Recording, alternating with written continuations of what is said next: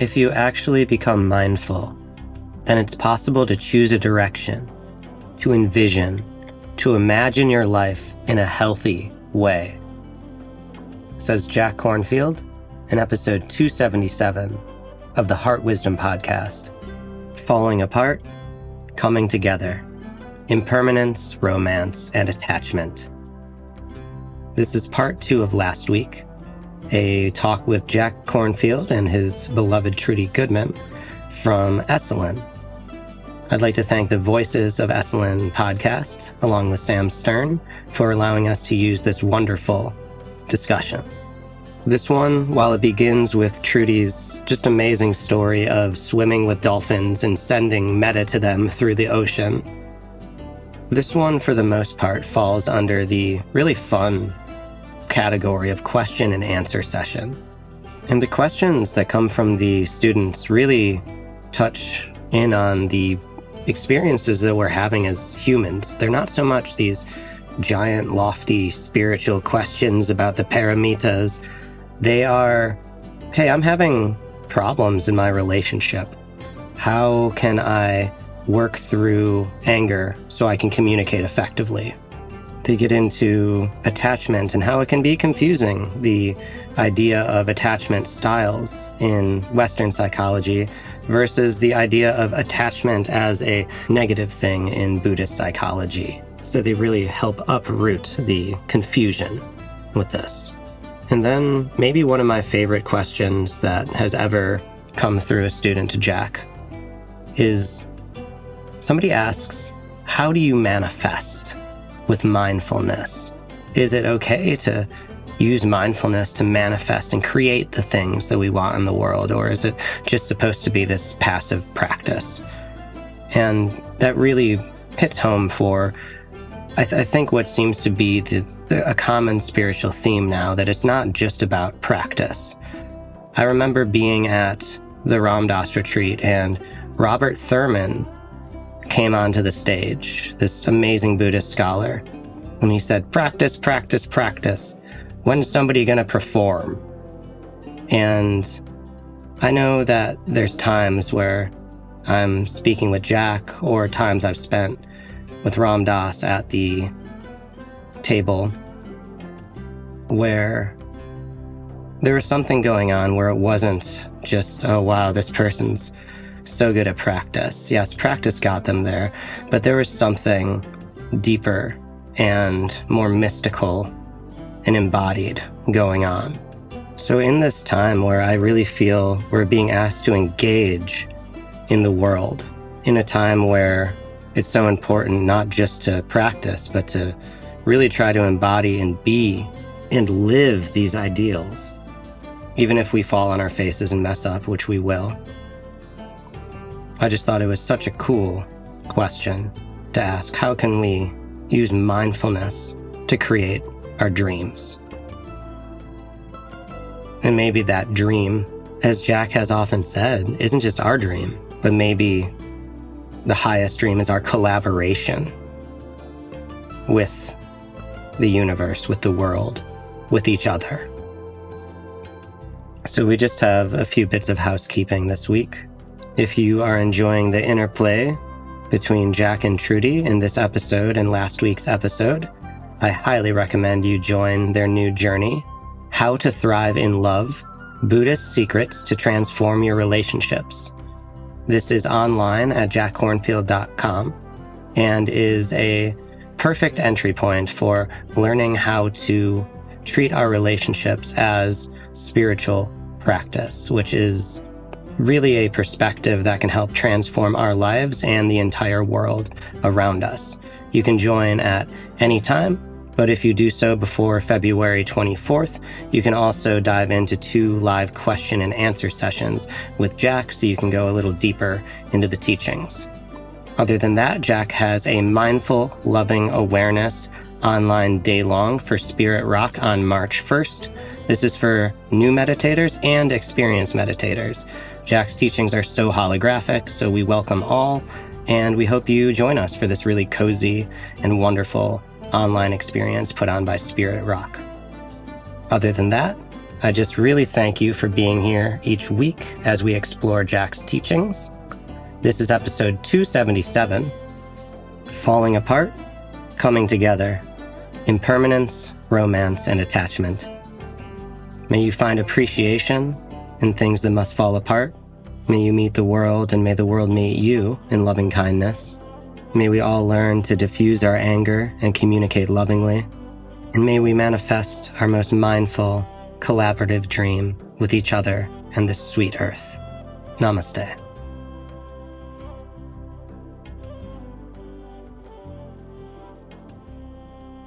So we can see this falling apart, not just in the aging of our bodies, and when we look in the mirror.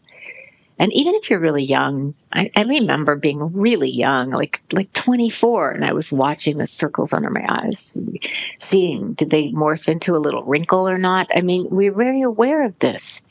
And if you're not aware, watch a child grow up. They lose their teeth. I mean, what could be weirder than having your teeth get loose and fall out when you're little, right? And it happens. I mean, it's weird to get teeth, those little gummy babies. And they're getting along fine, nursing with their little gums, and then suddenly, teeth. Anyway, there's so many ways we can see impermanence and appreciate this this altogether falling apart nature of our lives. And we can see it in the fall of countries and civilizations and democracies, and hopefully not ours. But we can see it. And suddenly it doesn't seem so unthinkable or impossible for this to happen, for Europe to fall apart, for America to not be great anymore.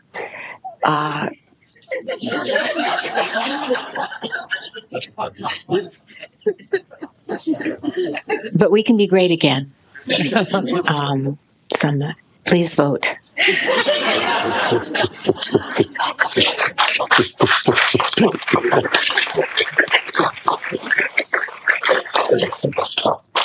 It's painful, isn't it? It's painful. And we can see it in we don't really see it, but we learn about the collapse of stars even. We see it inside. We see it inside with our thoughts and feelings. Some feelings feel like they'll never go away. We want them to. They never will. Sometimes I have such a brilliant thought, and it's so interesting and fascinating, and I know it will be like great in a Dharma talk, that I don't write it down, because how could you forget such a great thought? But guess what? Sometimes 10 minutes later, irretrievable, gone beyond. So intellectually we can, we know all these things, but we don't really know it in our bones until we slow into experience, get quiet, and give ourselves the gift of retreat.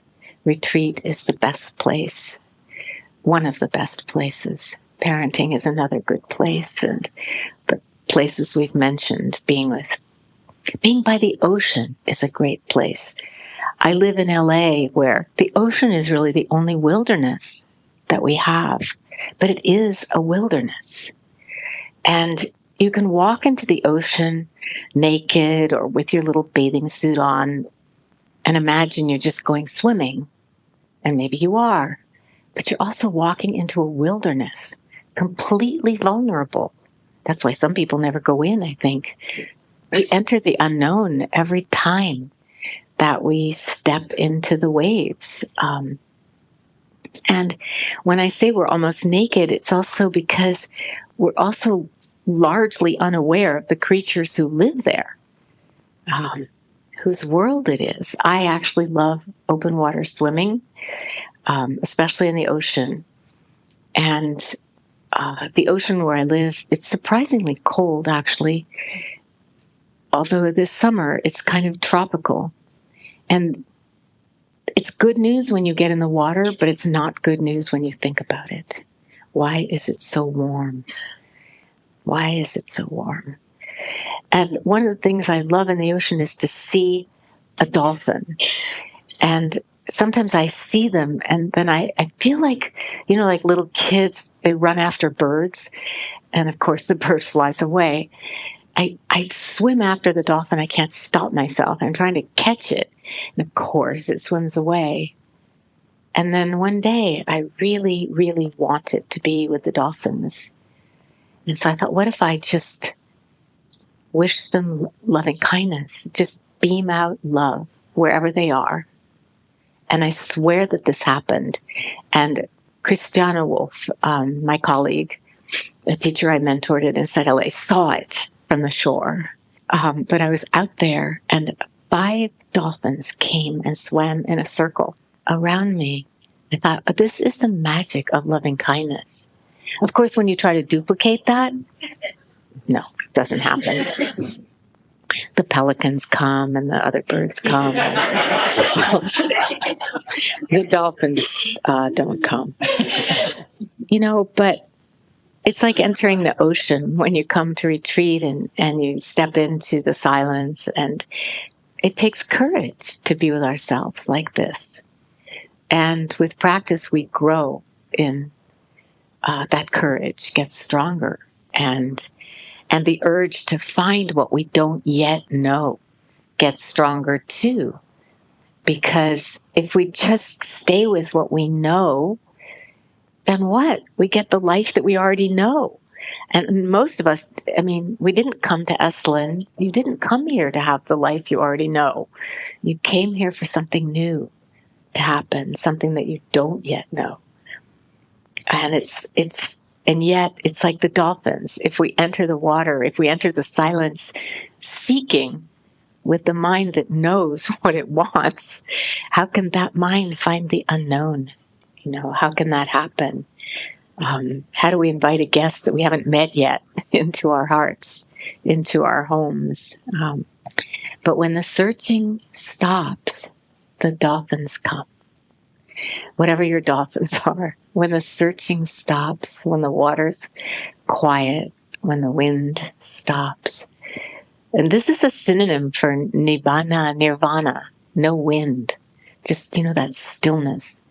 Like this evening, when the sun's setting, there's no wind, so still. And then the unknown can come to us and come into being. And more we can trust. We can trust this. So I know that we have so much we would love to share with you. And I think a good way to share it would be through the interaction, the questions and answers. And I just want to end with a poem. This is a poem I stole from Jack. And I'm really happy because Jack has stolen so many poems from me. And, we did a forgiveness practice yesterday. And, they say living well is the best revenge and things like that. But stealing a poem feels good too. And sometimes we have to do things like that. It's called The Sleepless Ones. And for those of us who don't always have great night's sleeps, I had a great night's sleep last night, but it isn't every night. We understand about being awake in the night. It's a special time. What if all the people who could not sleep at 2 or 3 or 4 in the morning left their houses and went to the parks?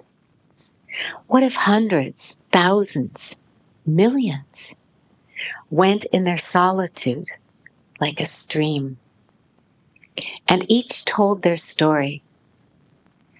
What if there were old people fearful that if they slept, they would die, and young women unable to conceive, and husbands having affairs, and children fearful of failing, and fathers worried and mothers worried about paying bills, and women having business troubles, and men unlucky in love, and those that are in physical pain, and those who are guilty. What if they all left their houses like a stream, and the moon illuminated their way, and they came, each one, to tell their stories? Would these be the more troubled of humanity, or those who need to create to live? Or would these be the lonely ones? And I ask you, if they all came to the parks at night and told their stories, would the sun on rising be more radiant? And again, I ask you, would they embrace?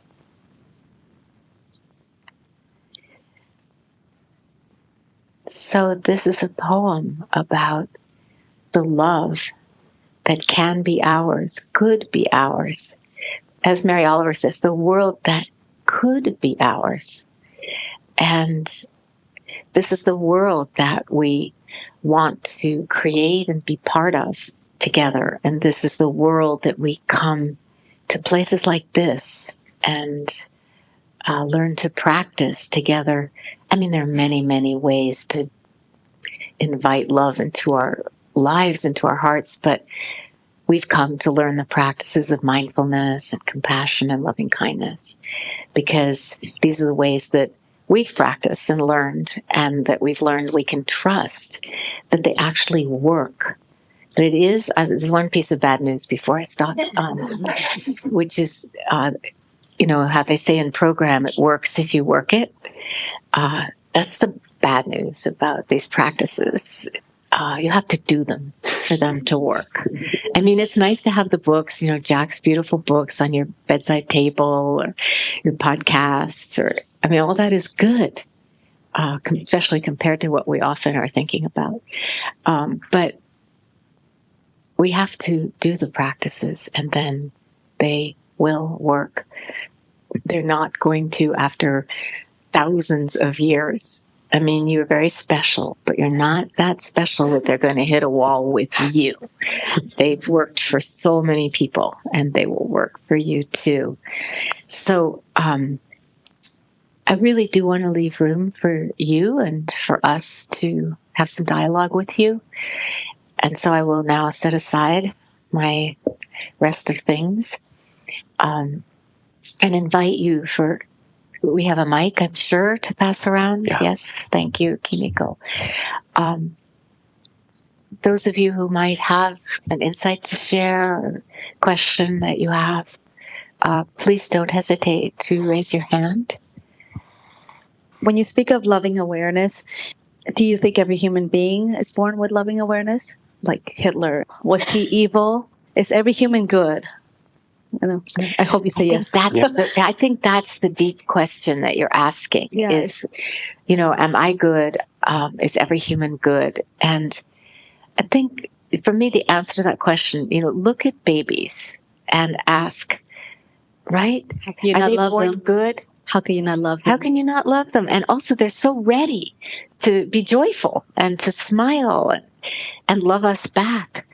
And they really don't, and it's not just because we feed them, like with our dogs or cats, but they love us back. They are ready to love us, and we have to really neglect them, or we have to do things to ruin that. And even so, I don't think anybody's damaged for life.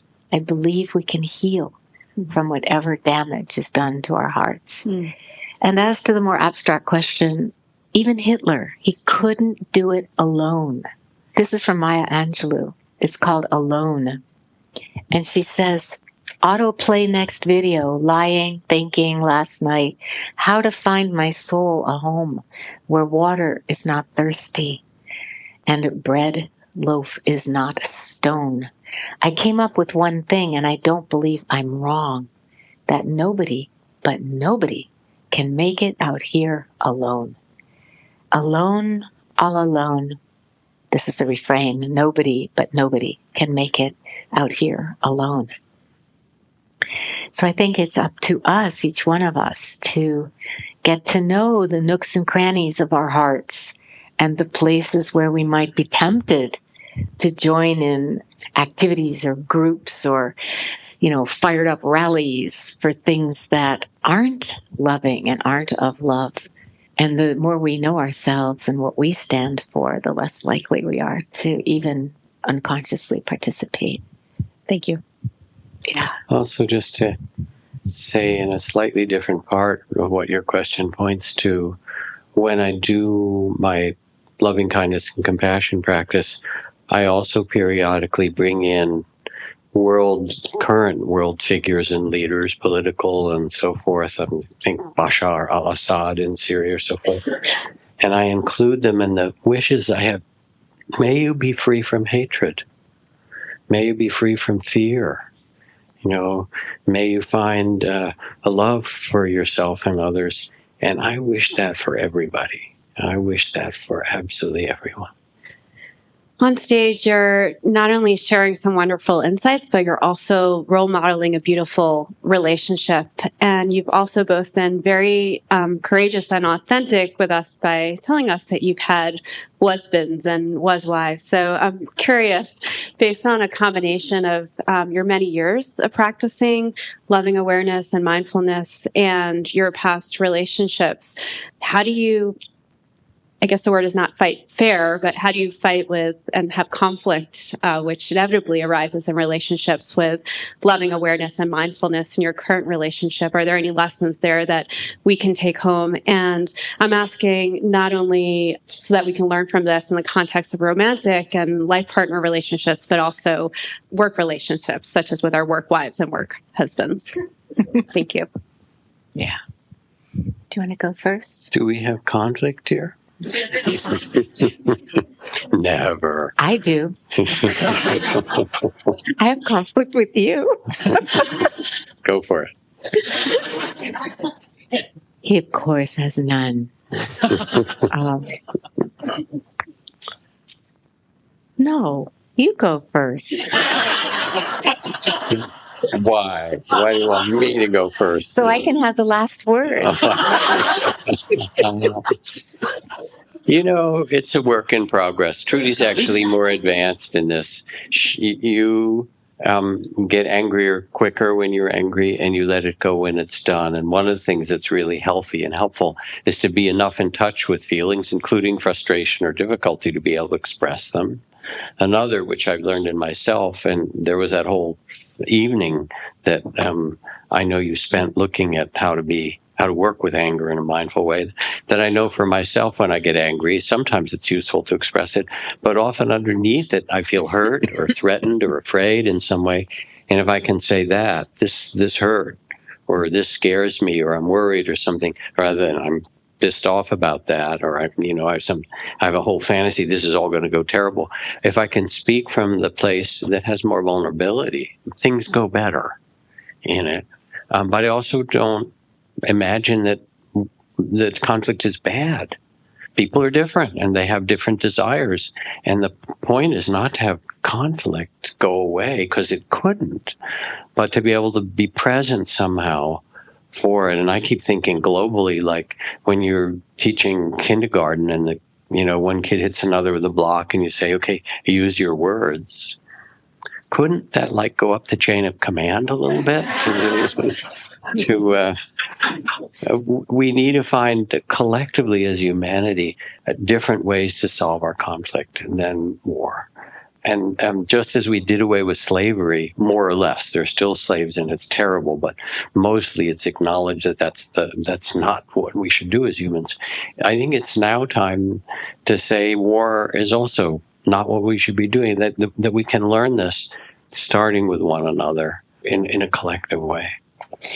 I think for me, I didn't grow up in a family where anger was terrible. It didn't lead to violence like in Jack's family, or it didn't have that sense that getting angry was going to be horribly destructive in some way. So I think it's easier for me to just get mad and then that's it. And I do think that a lot of the skills that I practiced with couples as a psychotherapist, they're really good. Like use I statements, talk about how, nonviolent communication without going through all the steps, which are just too cumbersome for me. But there are principles of, speaking from how we feel, and opposed to you made me feel, blaming statements. One of the most helpful things I've learned, just very simply, comes from the guidelines for communication across differences that we have posted huge on the wall in our meditation hall at Inside LA. And the one that has been the most helpful is making a distinction and understanding the difference between intention and impact. So that I might say something perfectly well-intentioned to you, but to you, it's a microaggression, or it's just off, and it made you feel bad, or different, or other, or something, and that separates us instead of connects us. And then you decide you have the courage to bring that up to me, to say, like Jack was saying, when you said that, it hurt my feelings, or...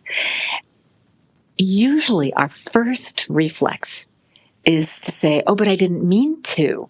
Here, I meant da-da-da-da-da. I only meant da, which is basically defensive. It is. We're defending. And we do that reflexively because we're so afraid of being blamed or wrong or bad or unloved. But if we can shift our attention to the impact of what we said, that maybe we didn't intend. I mean, sometimes maybe we did intend to hurt someone's feelings, but mostly we probably didn't, and can be generous toward ourselves in that way. But shift to the impact. I'm sorry that I hurt your feelings. I didn't realize, but it did. What I intended really is irrelevant because this was the impact it had on you. So I think that's a very helpful thing. And it can be useful in all kinds of relationships. And we say across differences, maybe multiculturally, but anytime we have different opinions, that's a difference right there. Recently, I read an article or a headline in Blendel which said that people who practice mindfulness are actually less happy in the workplace. Now, I didn't read fully the article, and it's not really about the sense or nonsense of that article. But what I was wondering, how would you advise to combine mindfulness with mundane, let's say, dreams that you have, or the everyday life of going to work and having a career, for example? How do you have any advice in that respect? Can you say anything more about what makes you ask this particular question? My wife and I were relatively new to mindfulness, and I find it difficult conceptually to combine being in the present with actually going somewhere or having dreams or aspirations. Mm-hmm. That helps to hear that. That's beautiful.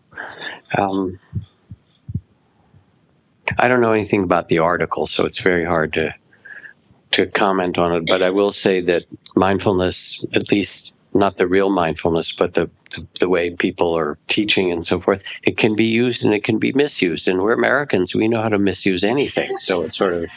So I can imagine that in some way you will now be mindful, and okay, we have a mindful workplace, and it's a form of repression.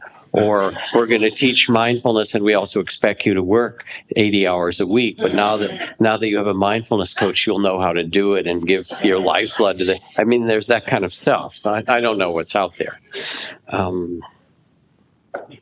But the question that you ask that's really much closer to is, how do I have dreams and visions and ambition, or direction? And all I would say is mindfully. The thing is that you're always here. You're actually no other place, right? This is what you got. You have the present moment. This is it.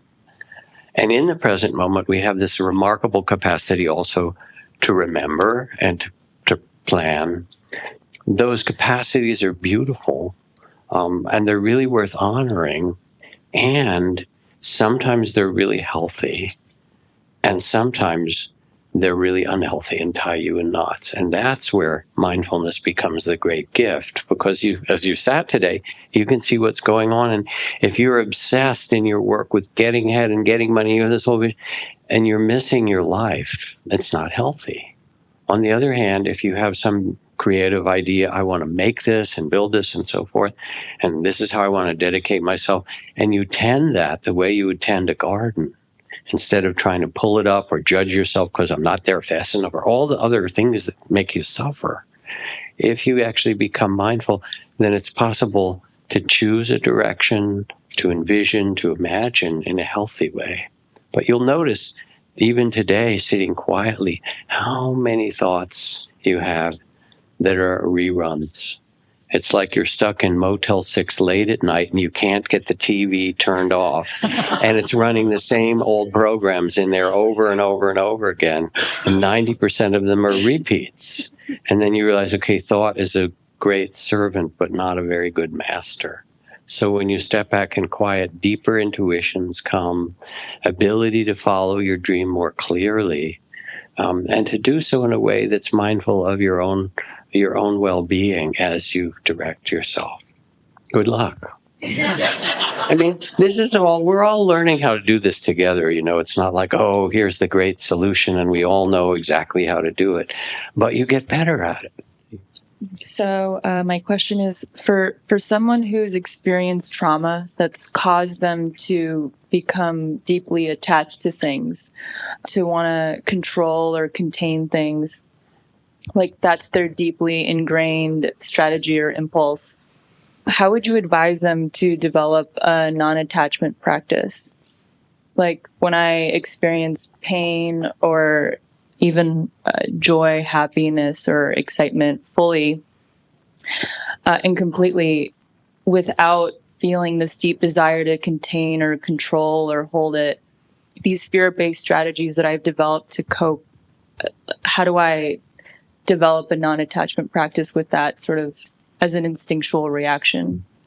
This is a beautiful question, because already you are demonstrating a lot of kind, loving awareness, aware of the strategies, what you call your fear-based strategies to help contain and protect the fears that arise from your previous traumas. And also the wish to avoid that kind of pain is based on self-compassion, that we wish to avoid, we wish to spare ourselves the pain of keeping on doing the things that don't free our hearts. And they may not be bad things to do, but they aren't freeing our hearts. So the non-attachment piece is a little tricky, because in Buddhist psychology, attachment refers to places where we're really stuck, where things are just fixated and stuck. And in Western psychology, attachment refers to our capacity to make relationships and be connected, attuned to each other. Attachment in Western psychology is like a achievement, learning to be close or intimate, connected, attuned.